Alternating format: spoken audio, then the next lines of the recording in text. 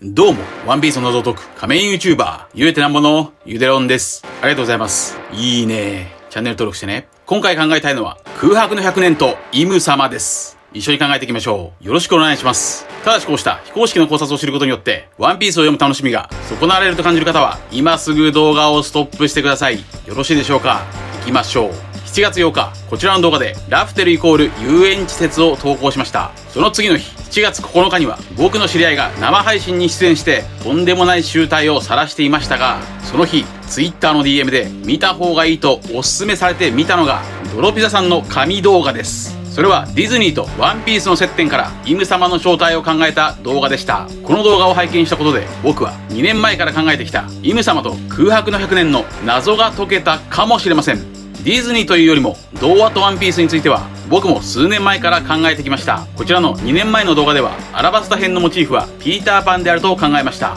さらにこちらでは空島シャンディアのモチーフはピーターパンのネバーランド、インディアンだと考えました。なぜならネバーランドには海賊とインディアン、そして人魚が暮らしているからです。シャンディアたちは人魚姫こと古代兵器ポセイドンの在りかが記されたポーネグリフを守ってきました。さらに太陽の神ニカはまるでアラジンのジーニーのようだとも考えました。そして2年前の動画ではイム様の正体とは天竜人の奴隷だったハンコックと表裏一体であり、さらにハンコックと同じくルフィに惚れているアルビダもイム様と表裏一体だと考えました。そんなハンコックとアルビダからイム様は動画に登場する魔女のようであると考えました。こちらです。作中で完全にルフィに惚れているのはハンコックとアルビダの2人だけであり、このことからハンコックとイム様が表裏一体の関係ならば、アルビダもまたイム様を連想させるキャラクターである可能性があるかもしれません。僕ユデロンはルフィが冒険した前半の海と新世界、つまり後半の海は鏡のように表裏一体の関係で繋がっていると考えています。つまりルフィが物語の始まりの2話で初めて戦った相手が女海賊アルビダならば、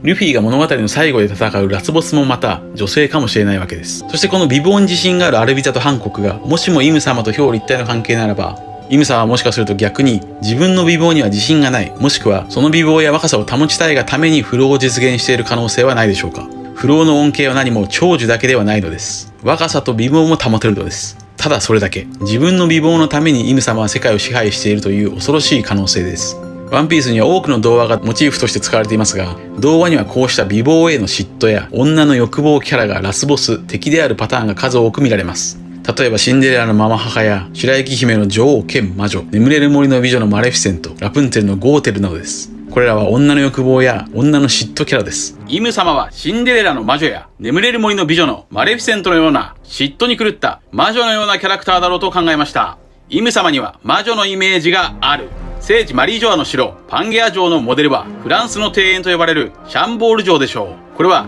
ルルブワンピースでも記載されている公式情報です。そんなシャンボール城は美女と野獣のお城のモデルになったといいます。美女と野獣はフランスが舞台の作品ですから、これも以前考えたようにフランスは漢字で仏国と書きますから、それはイムとつながるでしょう。イム様と美女と野獣の完璧すぎる一致。しかしわずかな可能性としてパンゲア城は確かに美女と野獣のお城をモチーフに使っていますが、イム様のキャラクター設定もそのまま美女と野獣関連のみなのでしょうか。もしかすると美女と野獣の他にもイム様のモチーフには使われている動画があるのではないでしょうか。例えば魚人島竜宮王国は日本の竜宮城と西洋の人魚姫の掛け合わせでしたし、ピーターパンがモチーフに使われているアラバスタは砂の国であり、ワニ嫌いのフック船長はワニそのものを表すクロコダイルとリンクしていました。つまり童話のモチーフをそのまま使うというよりも、ワンピースでは少し軸をずらして童話をモチーフに使っている可能性がないでしょうか。2年前の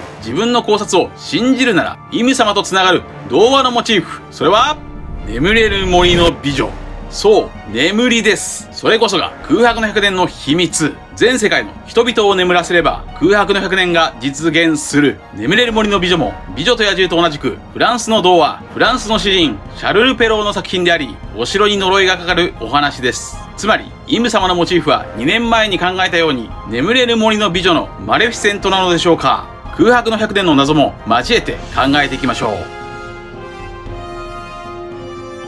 まずは眠れる森の美女のあらすじを考えましょう。眠れる森の美女は眠り姫や茨姫とも呼ばれ、様々なパターンが存在しますが、原作の童話のあらすじは、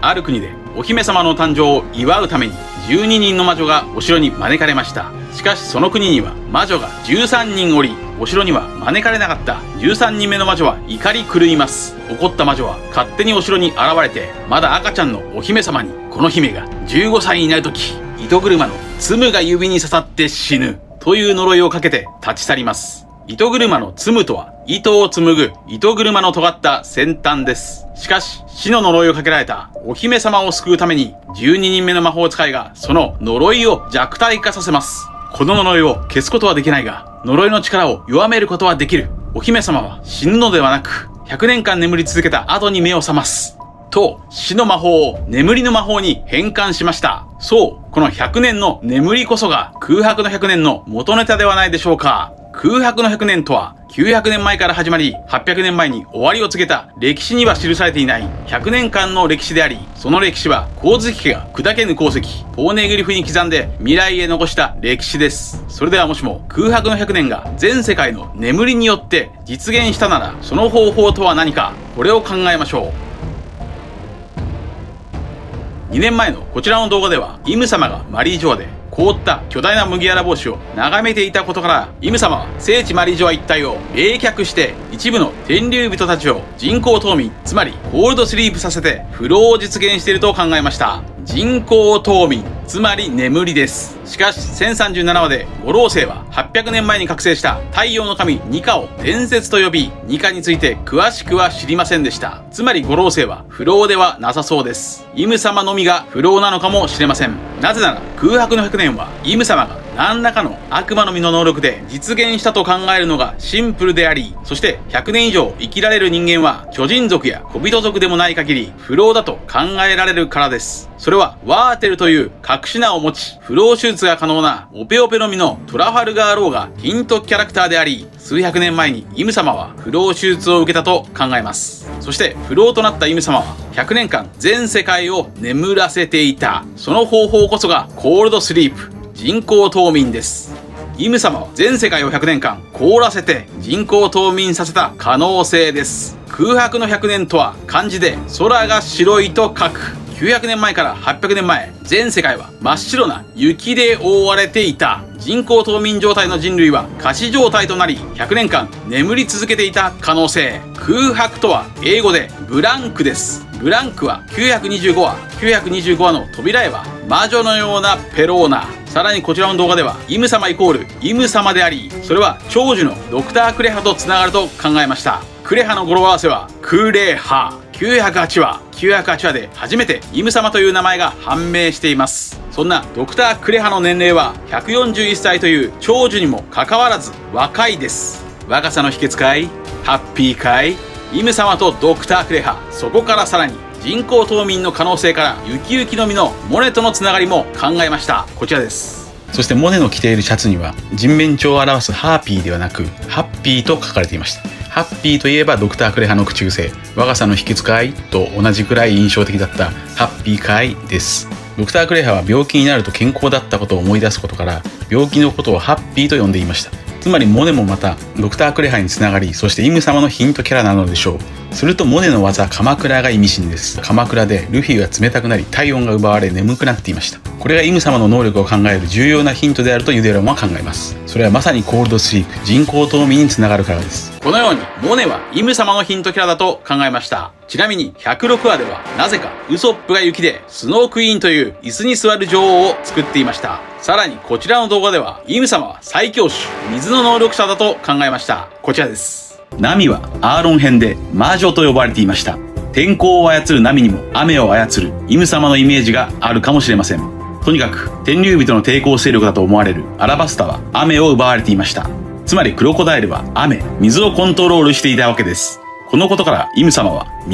雨をコントロールできる可能性。この水を支配するイメージはアラバスタ編だけではありません。聖地マリージョアの1万メートル真下、表裏一体となるであろう魚人島の魚人も水をコントロールしていました。例えば魚人空手の神髄は辺り一面の水の制圧だそうです。魚人空手の使い手は空気中の水分すらコントロールできます。これと同じように、例えばイム様の能力が水人間、水の実ならば大気中の水分はもちろん人間や植物の体内の水分も支配できるでしょう。青生地の冷え冷えの実、モネの雪雪の実、カリファのアワアワの実の最上位互換、世界最強種、みずみずの実。大気中の水分をコントロールできれば、巨大な麦わら帽子も凍結できる。雪も降らせられる。生物の体内の水分や海の水さえもコントロールできる。それはまさに奇跡。神の子イム様です。イムとは海のイメージ。また、雨とは雨。雨の描写にも注目です。雨を操るペロスペローは877話でチョッパーとブルックの体、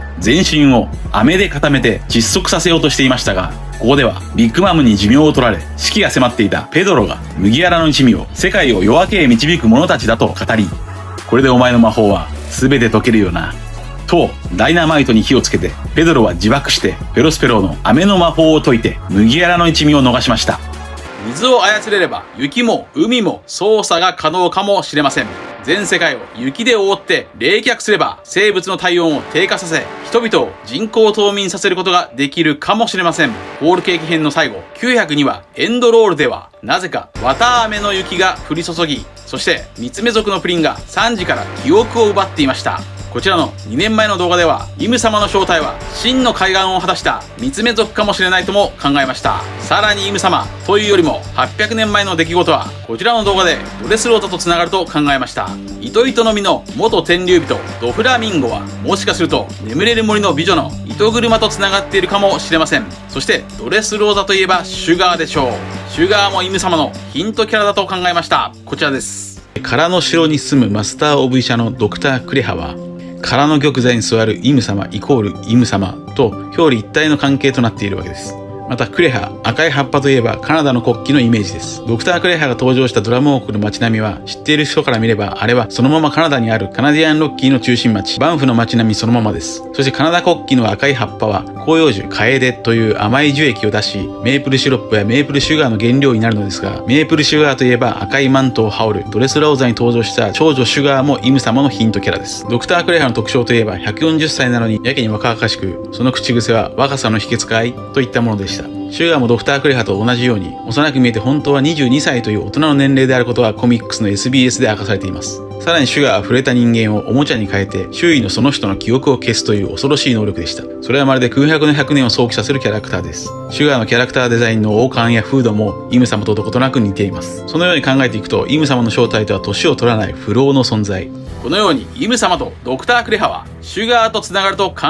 えましたが、シュガーの見た目は明らかに童話赤ずきんちゃんでしょう。そして童話赤ずきんちゃんの作者はなんと眠れる森の美女と同じシャルル・ペローなのです。これはつながってきました。ここまでが過去の考察と眠れる森の美女とのつながりです。さらにこの説を別の視点から固めていきましょう。僕は作中で語られている年号と話数には関係があると考えています。例えばノーランドが島を見失った年は開園歴1127年、その語呂合わせは一つなぎ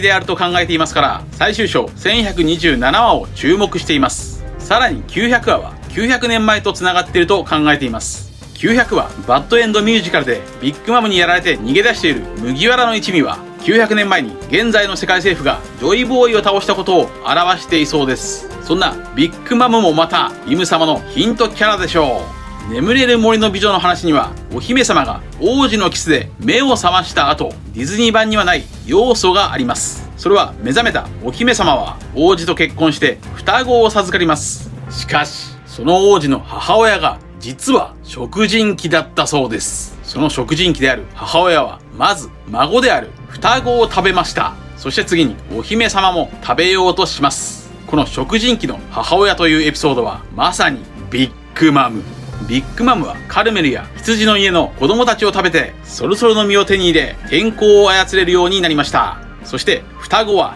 ローラとシフォンのイメージでしょうか。ここで空白を語呂合わせしましょう。空白の語呂合わせは空白。989話の扉は眠っている双子のローラとシフォン、その双子に会いたい父親のパウンド、それを蹴飛ばすビッグマム。これが空白の100年のヒントでしょうか。ちなみに989話では他にも空白ではなくクイーンによる空バクンが成立し、それは先ほど考えた900年前とつながるであろう900話の語呂合わせクワレル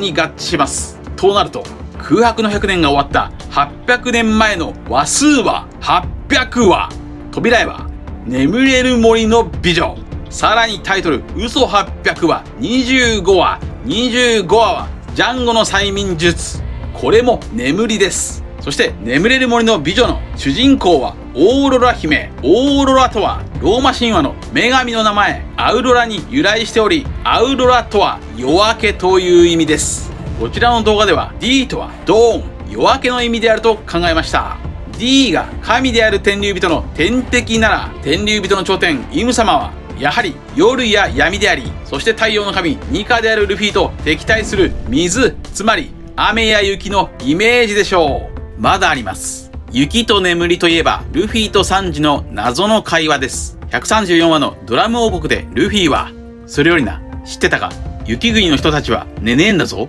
だって寝たら死ぬんだもんよ。今回はイム様のモチーフは眠れる森の美女だと考えました。そしてイム様が最強種水の能力者なら、イム様は900年前全世界の空を真っ白な雪で覆い、人工冬眠によって空白の100年を生み出したかもしれません。そんなイム様の語呂合わせはイム様。163話コブラ王曰く天候は神の営み。そしてルフィは水を欲しています。さらに眠り、スリープの語呂合わせはスリープ。32話大凶。もちろんルフィが寝ています。皆さんはどう思われましたか？ご意見や考察してほしいなどがあればコメント欄までよろしくお願いします。ありがとうございました。